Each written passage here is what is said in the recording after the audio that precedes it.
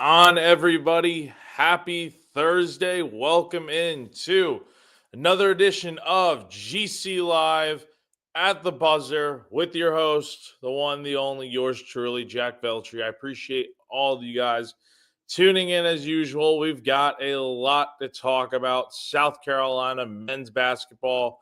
It's been a little bit since we've done at the buzzer. Of course, we've done some GC Live Sunday Reset, a little bit of GC Live with me and Kendall, but we haven't had a chance to do at the buzzer in a little bit, and a lot has happened since the last time we did one of these. I think the last one we did may have been after the Clemson win, and a lot has changed since then. South Carolina is 0-2 to start SEC play, getting blown out by Mississippi State in Starkville over the weekend. I was out there for that game, made the 7.5-hour trip. Talked a little bit about it on Sunday Reset the other day.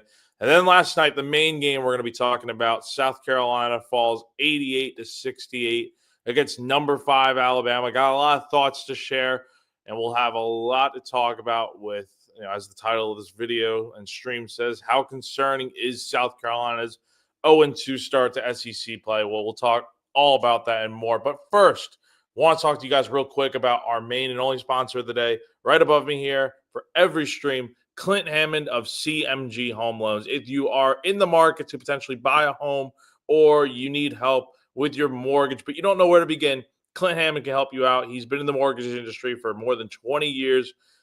He is a lifelong Gamecock fan and a longtime supporter of Gamecock Central and all of our GC Live programs. Again, you'll see his name with all his info right above on all of our live streams. So if you're interested, give him a call, 803-422-6797. The NMLS number for him is 71597, or you can go to clinthammond.com. Again, he'll take you through the process step by step and help you out along the way.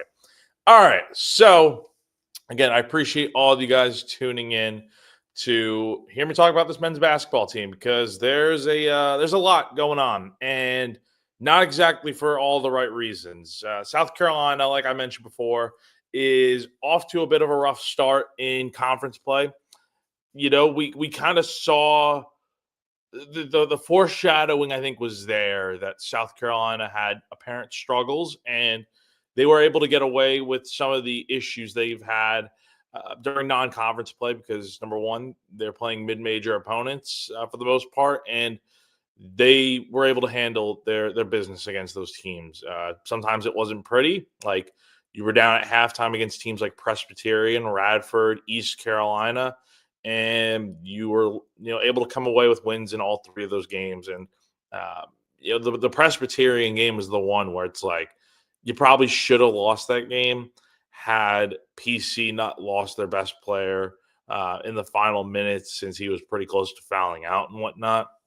But even still, I mean, they were able to get the wins, but it was never like convincing enough to where it's like, okay, like this team, they're going to be pretty good this year. But it's like, I don't know, they've struggled a bit in non-con, and then you saw everything kind of just snowball in that Mississippi State game, where number one, they got off to a horrendous start, 18 points in the first half.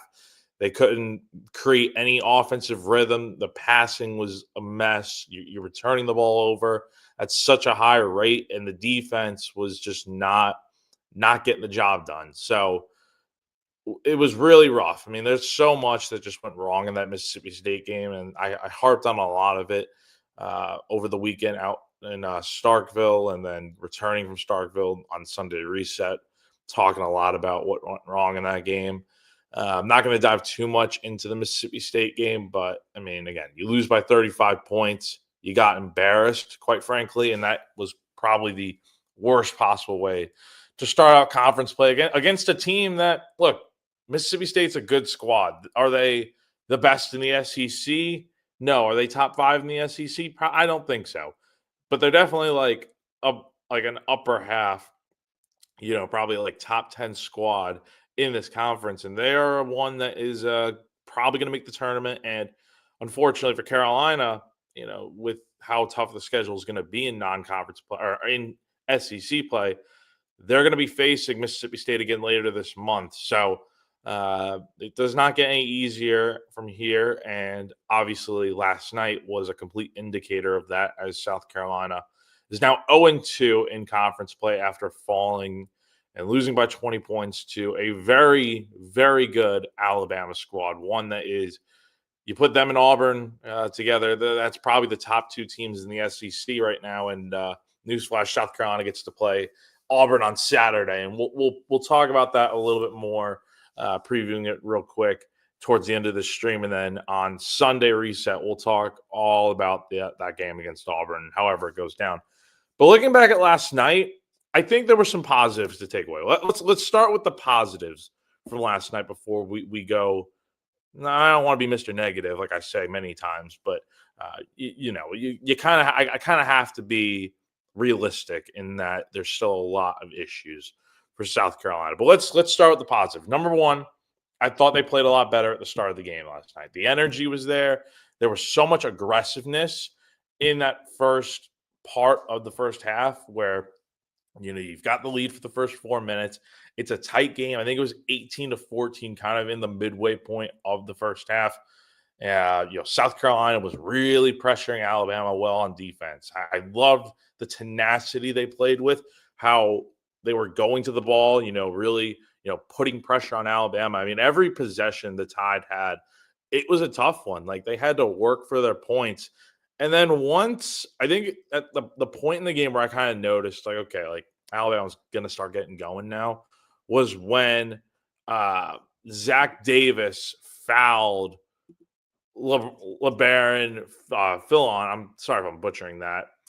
He fouled Philon from 3-point range, and that was a and one opportunity, 4-point play for Alabama. And that kind of got the Tide going. And then they went on a 14-2 run after that. Were able to take a double-digit point lead, and that's kind of where everything kind of stayed stagnant after that. Like, South Carolina had some good stretches where they were scoring some points, but it just was never really enough to really cut into the lead again.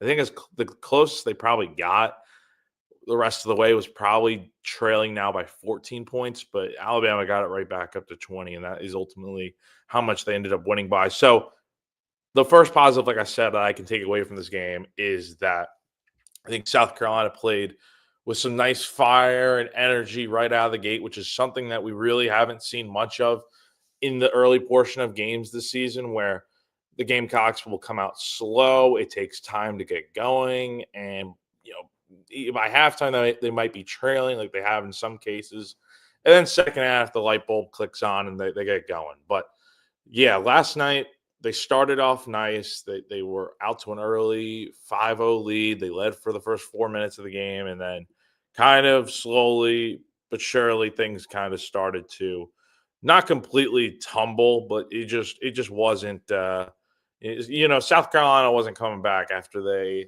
really couldn't seem to stop Alabama consistently. And look, even though I think the Gamecocks played a little bit better, I mean, the second half was fine. I mean, it wasn't anything great. I mean, you scored 40 points in the second half. Let's see what the numbers were. You shot 42% from the field in the second half, which isn't great. 1 for 8 from 3 is not good.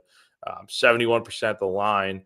But you consistently turned the ball over. You racked up some fouls. That's another thing. The defense last night. I can't really find many more positives to take away, honestly. Like, the only other thing I could say is that South Carolina had 4 double-digit point scores from their starting lineup last night, which is really nice. But other than that, I mean, your bench did nothing last night. And the real issue was, and Chris mentions this, and I'll get to your question in a second, Chris. Chris Condon says we don't have the horses. You're kind of right. Like, in terms of horses, South Carolina didn't have the same depth that Alabama does. Alabama was just rotating guys in and out last night to where it's like you throw anyone on the court, then they're able to go out there and get buckets. And partially that's South Carolina's defense not doing a good enough job.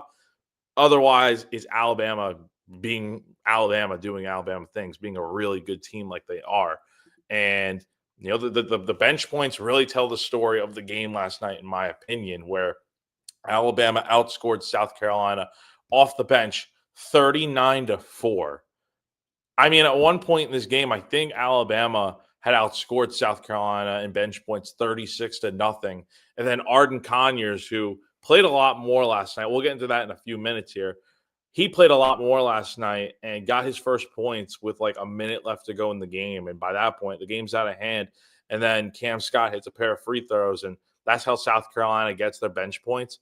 And keep in mind, it's kind of a role reversal where, the bench had gotten a lot of the points against Mississippi State, and South Carolina starting 5 combined for 22 points in that game, an abysmal showing to say the least. And then yesterday, the starting lineup did fairly well. Like, for the most part, Colin Murray-Boyles being the exception because he had another rough game. The starting lineup did what they had to do. Wasn't amazing by any means. Could always be better. That's for anything in basketball with this team. But having 4 guys get into the double digits and Jacoby Wright have 20 points, Jamari Thomas have 15 before fouling out, Nick Pringle at 13, Zach Davis had 10, filling in for Miles Studi in the starting 5. Not bad, but your bench did nothing last night, and that's kind of where Alabama was able to beat you with. I mean, look, they're a deep team, and deep teams, that's what you need to get to the NCAA tournament. That's what you need to go on a run, because when you're able to sub players in and out, like the key guys last night that Alabama was able to sub in, Aiden Holloway, transfer from Auburn, had a really nice night. He had, 13 points on 5 of 7 shooting in 22 minutes. That's a really nice complimentary player to have on your team whenever you need to give a guy like Mark Sears or, Phil on, guys like that a break. You can take them out, put Aiden Holloway in, and then you also have Muhammad Diobati, who is another guy that came off the bench last night. And Alabama head coach Nate Oates, after the game, was really praising the way that Diobati was able to play defense on CMB last night. And I'll give him a lot of credit. Like, Colin really didn't do much last night. 6 points on 1 of 6 shooting. He had a really tough time getting inside and getting points like he has been for the better part of this entire season. And it was like that against Mississippi State, where he had 6 turnovers and 5 points, and the turnovers weren't as egregious last night, but it still wasn't anywhere near where you would like it to be for your star forward, the guy that we talk about as being a potential NBA lottery draft pick later this summer, potentially, if he decides to go to the draft. But I mean, let's call a spade a spade. He just hasn't been up to snuff so far through these first 2 games of conference play. Now, is it a slump? Is it him being outbeaten by other SEC defenders? Is it them putting a lot of pressure on him on defense? It's a variety of things, but I'm willing to give him the benefit of the doubt just because we saw how good he was last year in SEC play at times. I'm willing to give CMB the benefit of the doubt because I think he's a good enough player to bounce back. Could it happen right away? Could it happen on Saturday? Of course it could. He's that good of a player to do so. Any given day, he can go out there and score. But if he's facing a guy like Jonai Broom, I don't know if that's going to happen. Auburn's a very, very good team. I think they're a better all-around team than Alabama, in my opinion. Alabama's the better scoring team, I would say. I mean, they're better than anyone right now as the highest scoring offense. But I think overall, Auburn – there's a reason why Auburn is – I mean, right now, they're the number 1 team in the country. I mean, it may be Tennessee right now, but Tennessee just got smacked by Florida, and that'll be changing for sure. And if Auburn wins this weekend, they'll be number 1 in the next AP poll. So, and Chris brings up another point. Teams are preparing for him in reference to CMB. And yeah, because they know that if you slow down CMB, if you're able to shut him down, that just makes everything a lot easier because the entire offense runs through Colin. Like, that is, it's just a fact. Like, he's that good of a player, and if you can run it through a big man, that helps a lot. And it makes a world of difference if CMB is able to go out there and score 15 to 20 points. Doesn't need to be perfect, but if he's out there going and scoring, that makes a huge difference for South Carolina. Chris also asks, when is Austin Hero going to come off the bench? Well, seemingly not anytime soon. You had a guy like Arden Conyers play, I believe, 18 minutes last night, and he didn't have a great night. It was his first real action. Most minutes played so far this year for sure, but he only had 2 points on 1 of 6 shooting, 0 of 3 from 3 point range. And he's a guy that was able to get more opportunities because Miles Studi is going to be out for the foreseeable future with the blood clot issue. And, you know, I don't know what it is. I think maybe it's just, thought process here because we haven't gotten a clear answer yet from Lamont Paris about it. But again, so much of what this team is predicated on is defense, and if you're not going to play defense, then you're probably not going to see the court. That's why we didn't see Arden Conyers for a bit, is because the defense was a work in progress, and Lamont has felt better about the way he's done on defense in practice and whatnot with Conyers, and that's why you saw him out there more last night. Now, Hero, look, I don't know if he's going to play it all this year. We'll see. But I don't know would he provide much right now? Because, look, the easy assumption is, well, it can't get any worse than what's going on right now. Yeah, obviously. I think we're all aware of that. But is it a good idea to put a redshirt freshman out there that hasn't played all year and give him substantial minutes and let him go out there and struggle? Look, Arden's going to be fine moving forward, having an experience like this where he struggled, maybe, but I don't know. And I get it. He might provide, like, Austin might provide some sort of jump shot, but then again, you're supposed to be counting on your key guys to go out there and score. And I thought the guards did better last night. I thought Jacoby was good. I thought Jamari is he's 6 of 9 is not bad. But he did have some defensive lapses last night. I did not think it was anything insane. Like, he had a block and steal, but there were times where, like, Alabama just blew right by him. So you're counting on guys like that to do better. And I don't know. If Austin really hasn't played at this point, I just don't see it happening anytime soon, unless there's more injuries. But yeah, and Jeff points this out. Way too many easy backdoor dunks. Yeah. And this is an Alabama team, by the way, that loves to shoot 3-point ball. Like, they love shooting threes as much as anyone. Top 5 in the country in most threes taken this season, with 32.6 per game attempted. And last night, look, they made 8 3-pointers last night. They only took 19 shots from deep. So the thing they were doing last night is that Bama knew this. Nate Oates pointed it out after the game that teams know that Alabama's going to try to shoot the 3-point ball. And a lot of folks out there, media, whoever, fans, were saying, let's try to have, if you're South Carolina, let's try to force Alabama to take those 3-point shots and miss, right? And maybe that will be the solution to winning here. Well, Alabama took advantage of all that and decided to really go to the cup, drive inside, and they are a good, big, physical team that can definitely beat you in multiple ways, not just from 3-point range.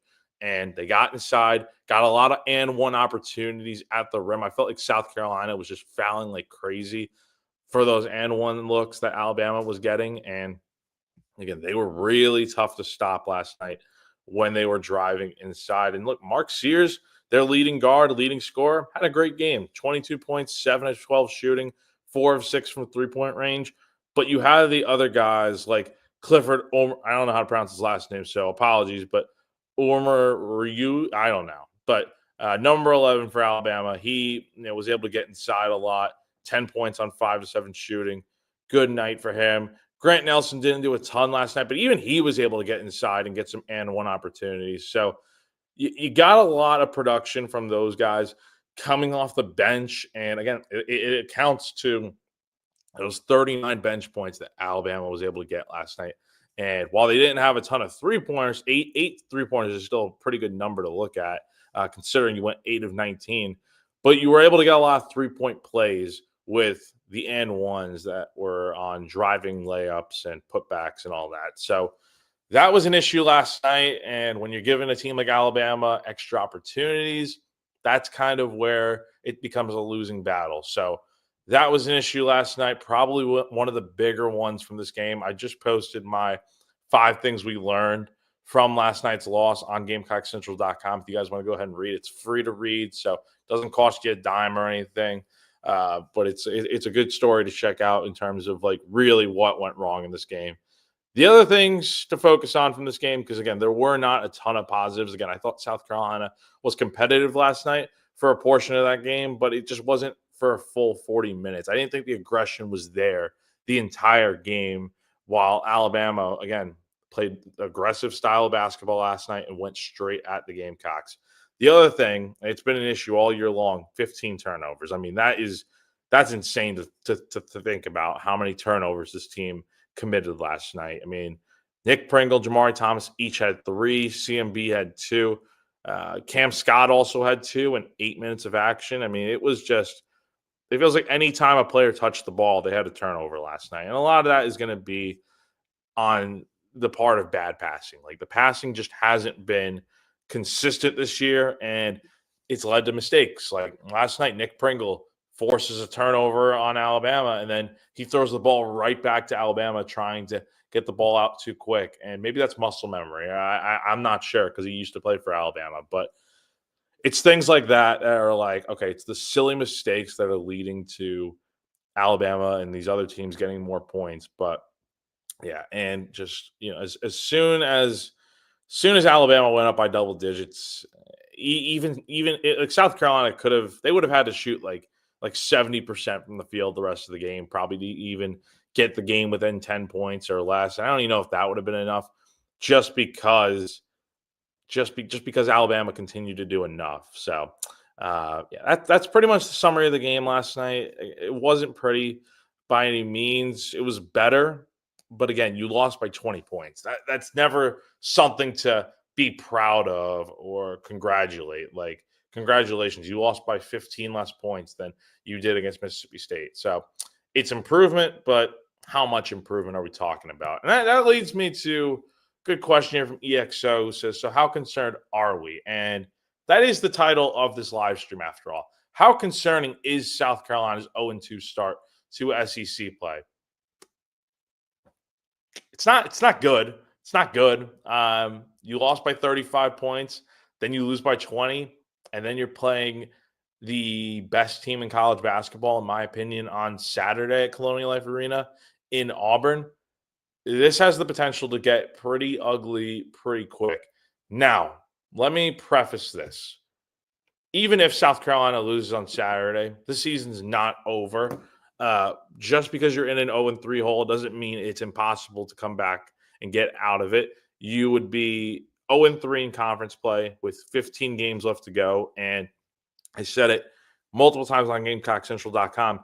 You need somewhere between, and I know people roll their eyes talking about the tournament and whatnot, but you probably need somewhere around 9 or more wins in conference play to get to about 500 in league play, and that might be enough to get you in, even despite all the ugly losses that South Carolina's had right now. Again, they're going on the road next week to take on Vanderbilt on Wednesday, then Oklahoma on Saturday. I know how tough it is to win on the road in this conference, but there is part of me that does think South Carolina, after this week, they could go on the road here. And again, it's all contingent on big ifs. Like if Colin Murray-Boyles can get going, that makes a world of difference. That is probably the biggest thing that can make such a ginormous difference with this team. The other thing is the slow starts. Last night was better, but you got to do it for much longer. And I think you got to be more competitive. You're able to fix some of those things, limit the turnovers a little bit. I think you can go out here on the road and at least win a game. I'd be shocked if South Carolina returns home on January 22nd to face Florida and they're in an 0-5 hole in SEC play. I think at the very least, they'll be somewhere around. I mean, they could go 2-0 next week. I don't think that's going to happen. I think they end up splitting that road trip next week and getting a win. Again, this isn't a team that I've seen it thrown around like, oh, is South Carolina going to go winless in SEC play? No, I don't think so. I think this is a too talented team to go winless. Like, they're going to get some wins along the way. Where are they going to get them? I'm not sure exactly. I think they could go beat Georgia at some point this year. I think they're going to steal one from one of these teams at some point. look, the schedule's very tough, and that's the way it's going to be the rest of the season. And the concern level right now, I would say, is about, if I'm rating on a scale of 0 to 10, it's probably about a 7, because you're off to a really ugly start. You've lost these 2 games by a combined what, 55 points. That's not good. That does not give any fan watching this any excitement or hope that, yeah, things are going to be good, because South Carolina's lost the first 2 games of conference play by 55 points combined. That just shows how much work there is to do.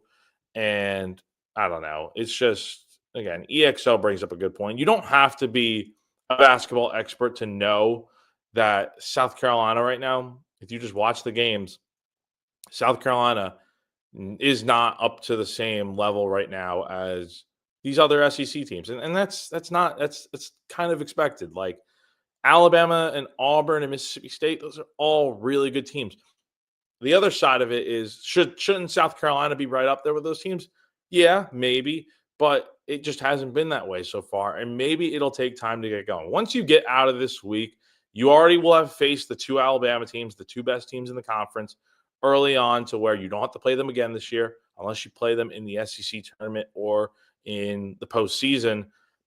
You get that out of the way, you get a nice little road trip here to maybe go steal a game or 2. You win 1 or 2 games next week. It doesn't change everything, but if you're going out here and beating, let's say you beat Oklahoma on the road next Saturday, I think you're feeling pretty good coming back home for a big game against a really good Florida team that just killed Tennessee the other day. So we'll see what happens. Still a long way to go in this season, but yeah, I would say I'm a little concerned right now. Not ready to throw everything out the window for South Carolina. Like, again, I just cover this team. Like, whatever happens, happens. Like, it is what it is. But I know for the fan base, speaking in a fan perspective for a second, I think the concern is probably a lot higher, because South Carolina fans have seen this before. And they've seen the struggles, and they want consistency, and they want a team that's going to get back to the tournament. It's not looking like it right now, but we'll have a real good indicator of where this thing is going. If they can't beat the teams like Vanderbilt and Oklahoma, like if they struggle and lose by 20, 30 points like they have been, and they do it against those types of teams, then it's like, all right, maybe this just isn't the year for South Carolina. But again, still a long way to go. 16 games left to go in conference play, and RL brings up a good point. As long as we go 11-5 or better the rest of the regular season, we can make the tournament. Oh, absolutely. You win 11 games in this conference, you're going to make the tournament. There are enough quad 1 and quad 2 opportunities out there, especially quad 1, to where if you go 11-5 the rest of the way, you're a lock to make the tournament. I don't care what's happened with losing by 35, losing by 20 to Bama, losing to North Florida ages ago. It's things like that. If you go 500 or better, like I said, I think you are just about as good of a bet for the tournament as you can be. And we'll see what happens. But 11-5 feels like a stretch.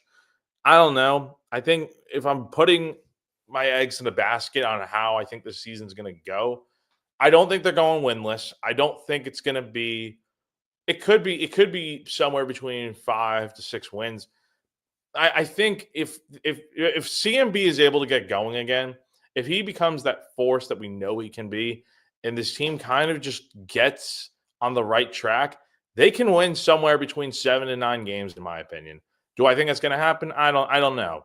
I think this probably is going to end up being a year where the league is just really good, and South Carolina just didn't have the type of success that they had last year, because it was always going to be hard to get back to that 26 win mark. But again, a long way to go. I think there's still hope for this team, but we'll see what happens. EXO says, we have enough to play for. I hope the guys find more fight in them. I never expect miracles, but I like to see the teams at least fulfill their potential. Yeah, for sure. There is still a lot of untapped potential that I think this team is yet to reach. I think they need to be better defensively. Lamont was talking about last night. They were doing such a good job at holding teams to between 60 to at most about 70 points last year. And that was enough to, even if you weren't having the best day offensively, that's enough to where you can still go out there and win the game. And that was what South Carolina was so good at last season. And LP kind of made the point that they haven't really unlocked what they can do defensively from that standpoint of figuring out how to be that team from last year that was able to shut, honestly, really good offenses down. So that is something they have to figure out.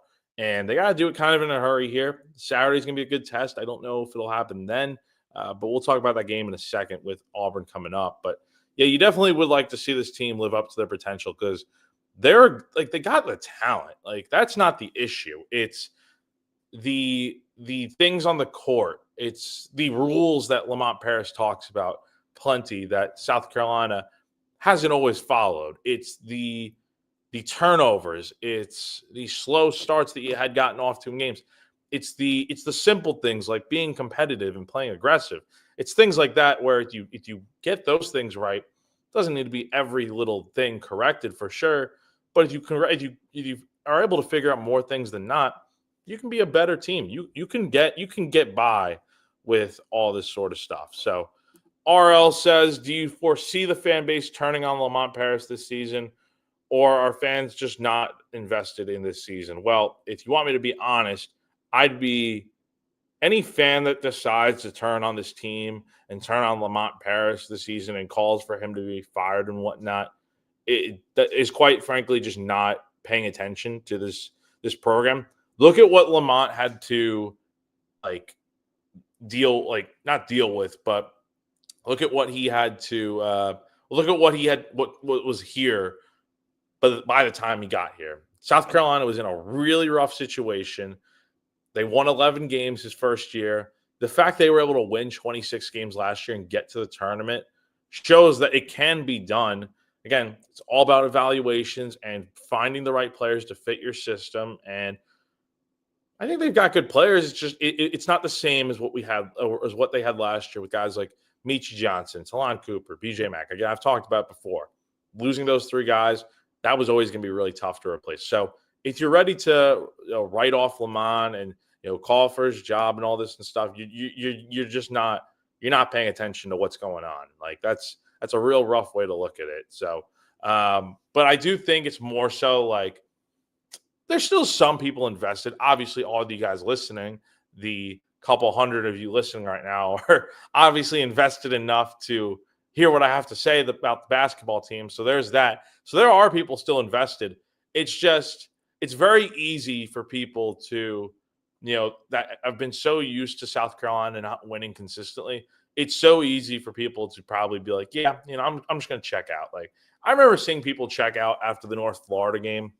And that was the first game of the year. Like, again, losses are going to happen. It was always going to be tough to expect this team to get right back to 26 wins and stuff, which, again, they could still very well be a 20-win team. It's just they got to clean the stuff up. They got to clean up what's been going wrong, and they got to figure out really quickly. So, again, I'm not saying, like, buy stock in South Carolina right now. Like, I'm not saying that. But I'm just saying, like, if you care about this team enough, I would say don't give up on them right now. Like there's still 16 games, like I said before, and LP proved that he can turn things around in a year based on the way things went last year. So it's not crazy to say that South Carolina can go on a little run here and get going when no one expects it, right? Did anyone expect South Carolina to go from being picked last in the SEC last season to winning 26 games and getting to the tournament and all this and that, having the success they did? No, absolutely not. No one expected that. So it's very much possible that, different circumstances and all, it is very much possible that this team could go out here and go on a little run here and get things going. But it's going to have to start relatively soon as you get Auburn on Saturday, a really good Auburn team at that. This team is 14-1 on the year. In most people's eyes, they are the best team in the country. That is how I feel about them. They've got some great wins this year. They've beaten Houston, Iowa State, UNC. They beat Purdue as well, and they've gotten off to a good start in SEC play with 2 straight wins. Their only blemish on the year is a 6-point loss to Duke at Cameron Indoor. That's a tough place to play, as we all know. And this is going to be a team that, look, Auburn dominated South Carolina last year twice. Absolutely dominated them. I remember going to Auburn last season for, I think it was Valentine's Day weekend or week, whatever it was, for the day to go cover this game. And South Carolina lost, I believe, like 101-61. It was a 40-point loss, worst loss of the year. And then I get a flat tire on my way back. So that is a trip I won't forget anytime soon. That was a rough one. And then I think people forget about this one. South Carolina got killed again by them in the SEC tournament. So, yeah, look, some real rough losses to this program. And it's going to be tough again on Saturday for sure. The only benefit is you get Auburn at home, which definitely could help. But you're going to have to stop Joe Nybroom. I mean, this dude's fantastic. I mean, he's so good. 18.7 points per game, 11.2 rebounds, 3.4 assists, 2.7 blocks. That all those stats I just mentioned, he's the team leader in 4 of the 5 major stats for Auburn. Oh, by the way, he's shooting 56% from the field, over 27 minutes per game. I mean, I don't know. Nick Pringle, Colin Murray Boyles, they're gonna have to put on a clinic defensively, because stopping Jonai Broom is much easier said than done. This is a double machine, a guy that can easily get a 20-20 game. Quite simply, he can definitely go out there and do it. He's a very good player, one that has killed South Carolina before in the past. And look, if history shows anything, he can definitely do it again on Saturday. But he's not the only player that South Carolina's got to worry about stopping. They also got to stop Chad Baker Mazzara, another good guard, a 6'7" guard for Auburn. He is averaging 13 points and 3.6 rebounds, 52% shooting from the field. Another really good player for this Tigers team. They are just very good in general right now. And again, I said it before. I think they're the most complete team in college basketball, in my opinion. Like, they are without question the number 1 team in the country. They are number 1 in adjusted offensive efficiency, number 3 in effective field goal percentage, number 4 in 2-point percentage, number 1 in non-steal to turnover percentage. I mean, they are a challenge. And when they only have 1 loss in their schedule to a very good Duke team, it shows they are beatable, but not by much. So South Carolina's really got their work cut out for them on Saturday, which that game tips off at 1 p.m. on SEC Network. I'll be there covering the game, providing live updates, all coverage and stuff. And I'll have more basketball coverage to come today, tomorrow, leading into the game on Saturday. I mean, it is basketball season after all. But, yeah, and just Auburn is, again, I don't want to assume it's going to get ugly on Saturday, but if South Carolina, if the trends continue the way they have been, then maybe it could. But at the same time, I'm willing to believe, because yesterday they showed a little bit of life, a little bit of, if you want to call it progress, maybe, but this team still has a ways to go. And, Saturday could be that game where it really hits a new low. But at the same time, look, it's at home. So hopefully it's a good crowd on Saturday. Hopefully it's a good environment. And that's what this team's going to need. It's going to be tough. And that's how it's going to be all year, though. That's how it's going to be. And, these are tough times, but South Carolina, I think they'll get it going eventually here. So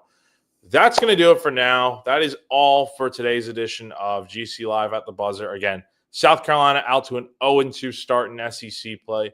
Losses to Mississippi State and Alabama. Hasn't been a good start by any means, but hey, things happen, and maybe they'll be able to turn a corner here eventually. So the Gamecocks return to action on Saturday to face Auburn, like I said, 1 p.m. start on SEC Network. And this is a great comment here from R.L. Smith. The most Gamecock scenario is Gamecocks will upset Auburn. You're not wrong. that would be the type of thing to happen. And I thought last night for the first 5 minutes of the game, we might see a South Carolina team that is ready to go and ready to shock the world. But we'll see. Maybe Saturday will be the day that it happens. But hey, who knows? So appreciate all you guys tuning in. If you're not already, after watching this stream, go ahead and subscribe to our YouTube channel, Gamecock Central. It takes you 2 seconds. It's free. And if you enjoyed what you had to listen to or what you heard today, go ahead and give this video and stream a thumbs up. And you can also listen to this on Spotify, Apple, all the different podcasting platforms. It'll be on there. And you can also rewatch this on here. So like and subscribe, smash the thumbs up button. And I will see you guys on Sunday for GC Live Sunday Reset to recap the Auburn game. And I'll see you guys next time. Have a great rest of your day, and I'll see you then. Bye.